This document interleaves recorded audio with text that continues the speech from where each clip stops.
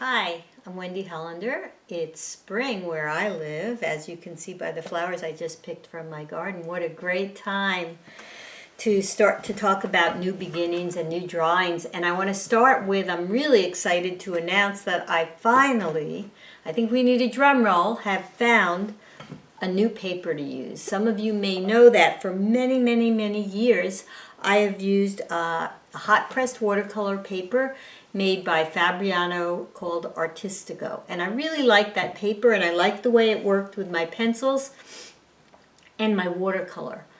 But recently, in the past couple of years, FABRIANO has completely changed that paper, and it doesn't work the same way anymore, and it's not dependable, and it's just not as good. So this has led me to go on a search for a new paper, not only to use for my own work, but also because I make these custom pads that many of you may be familiar with that my students love to use as much as I do. I love these books, and I was really upset recently because I was running out of my paper. And I literally today sold my last pad of paper. So I have been now for about 2 months in anticipating this day. I've been testing new papers. And I'm going to show you some of my trials that I did and how I figured out what kind of paper to use. So here we go.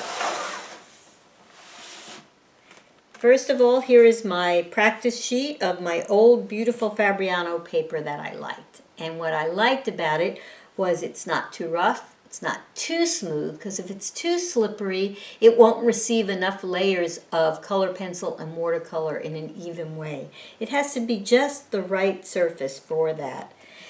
Some of my trials, what I realized right away when I started doing these trials was that every paper is going to react a little differently, and I can actually get the most out of my paper by taking time to get to know each paper. So in the end, what I realized was even though I was completely attached and loyal to my old FABRIANO Artistico paper, once I realized that I needed to make an adjustment, I found several papers worked fine. And that was really nice to know that I could get what I needed from paper just by taking a little more time to figure out how to use it. So in the end, there were several papers that I liked, and I'm going to show you those now. But I finalized on one paper because in addition to wanting a paper that worked well, I also wanted to be able to communicate directly with a manufacturer. So I found a company right here in the United States that had the paper custom made in Europe, because most of the hot-pressed watercolor 100% cotton papers are made in various parts of Europe. And this paper I finalized on is also made over in Europe, but it was made specifically for this company in the United States close to where I am in New York. And so I was able to talk directly with the CEO of the company, and it's easy to order the paper, and it had a very good price also.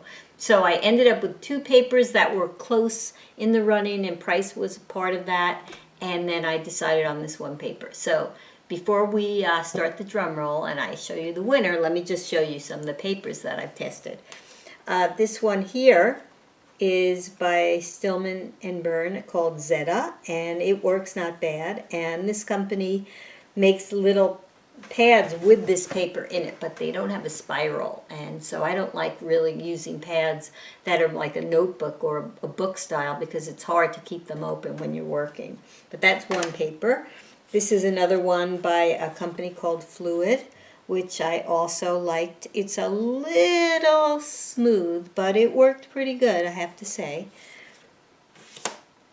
And what I realized, I first started doing these kind of trials, testing the paper, and then I realized, you really need to do a real drawing to really figure out what a paper is doing and how it works for you. So here's one I did of a hibiscus on a Stonehenge aqua paper, and then I started keeping notes of what I liked about the paper or what I didn't like about the paper, and we'll talk about this more in a bit.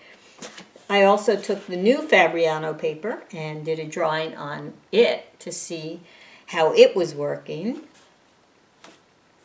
another one on, this was another test page on the Stonehenge Aqua that I did, and then I decided let's do more of a finished drawing, and so there are those two there. Another was Saunders High White, which wasn't bad. And an old paper that I've used in the past and went back to was Archer's, an Arch paper, which also, in the end, as I said, I got every paper to work not bad. I would have used any of them. And here's a CANSON Heritage L'Aquarelle made by CANSON. And this is a nice paper, very expensive, by the way.